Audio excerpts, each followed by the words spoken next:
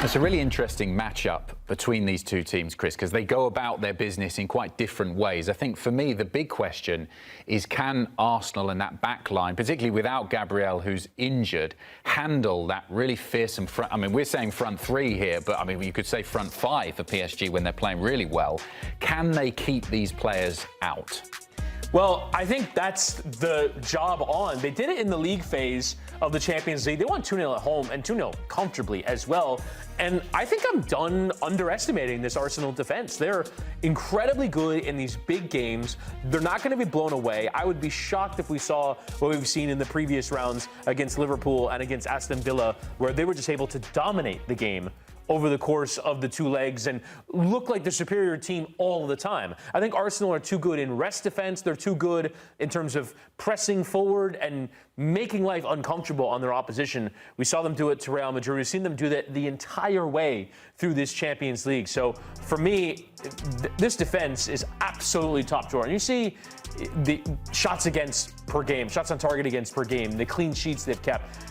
They're just brilliant defensively. So I think this PSG team obviously is sensational. Dembélé has been on a brilliant run of form since the turn of the year. Kvaratskhelia has added a lot into the attack since joining in January from Napoli. And Desiree Doué is as good as it gets from an attacking point of view in Europe. But I still think that Arsenal could do a job, and at the very least keep this close. I think PSG are the better team, but I think Arsenal have every chance of going the distance with this side. Isn't just defensively for Arsenal. They have plenty of attacking prowess of their own, none more so than Bukayo Saka. I think a few eyebrows were raised when he started that game at the weekend against Ipswich. I thought, a lot of people were suggesting maybe he'd just come off the bench, get a bit of a run out, and then he can focus really on the Champions League game. But that being said, there is a case to be made that he is probably the best English player currently plying his trade in world football at the moment. I mean, maybe Harry Kane is the other one who scores lots of goals, but I think Saka is probably a better all-around player. I think you could absolutely make that argument right now.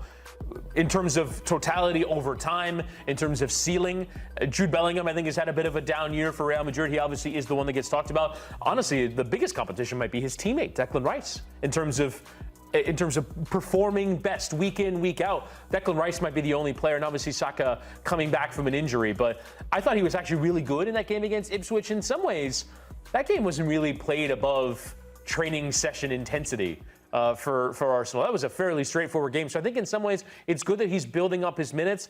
You hope that Arteta doesn't run him into the ground as he has at previous times for Arsenal. But I think that Saka is absolutely delivering a great level right now. He's returned from injury very well, and he does what he always does, which is make defenses uncomfortable, particularly the left side of that defense. Nuno Mendes, who loves to get forward, loves to play in midfield. It's a different job on when Saka is opposite you as opposed to some of the players that PSG have faced recently. So for me, I think Saka is a wonderful addition into this team at exactly the right time. An intriguing battle on the touchline as well between Mikel Arteta and Luis Enrique. Let's start by focusing on Arteta. How much do you think his star has risen this season, particularly given that he's had to deal with this? So many injuries to key players. We mentioned Saka there, but he wasn't the only one. Some key injuries all across the pitch as well. It's not just in one particular position. He's had to adapt in defence, midfield and attack throughout the season. How much of a better manager is he after this season than he has been previously? Well, I wonder how we would have answered this question before the quarterfinal of the Champions League.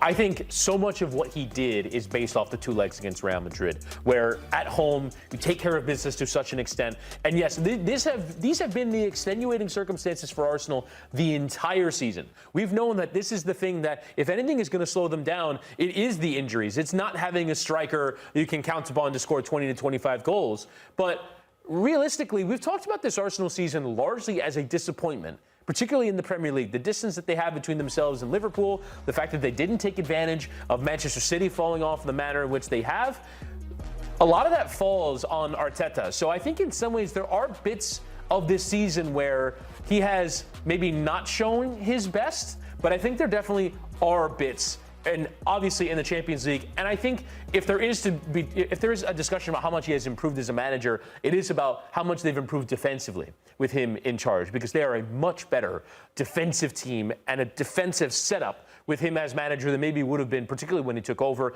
And obviously over time that's built up. So I think he's definitely improved in some areas, but I think in the overall, the take has been that this hasn't been his best work. I think a lot of that will depend on how much further they go here in the Champions League. Luis Enrique has done a lot of things for this PSG team, but one of the key things he's focused on, particularly from a French football perspective, is imbue some of these young French stars with the belief that they can do it at the highest level. The likes of Doué, we talked about him earlier, Barcola, Zaire Emery's playing a starting role, Mbaye as well, who's had some good appearances, obviously much less. He's only played 12 games, but he scored 3 goals and 4 assists as well for them. And you have to think that Luis Enrique is not just having an impact on this team and PSG, he's also having an impact on French football as a whole, because these are the guys who are going to be the core for the French national side going into the World Cup over here next summer, and then obviously into the future as well. I think in the overall, what Paris Saint-Germain want to be is that standard bearer for French football. They want to be the club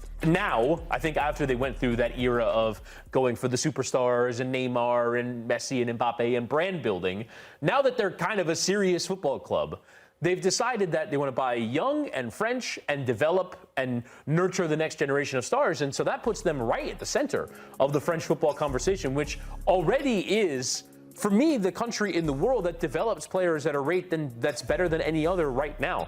They're better than the Brazilians, they're better than the Argentinians, they're better than the English, in my judgment, in terms of developing footballers.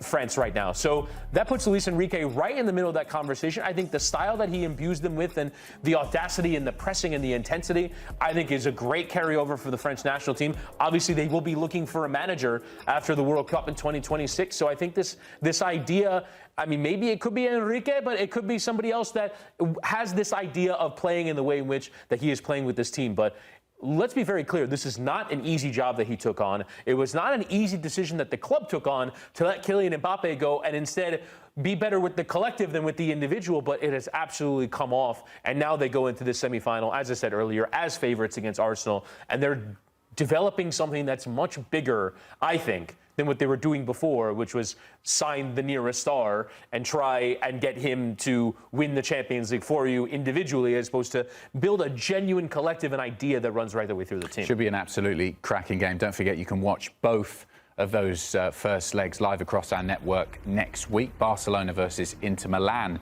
is the other game on Wednesday. Chris, you're going to be calling that one. So hard to pick a winner in that one as well. CBS and Paramount Plus with all the action from 2 p.m. Eastern on both days.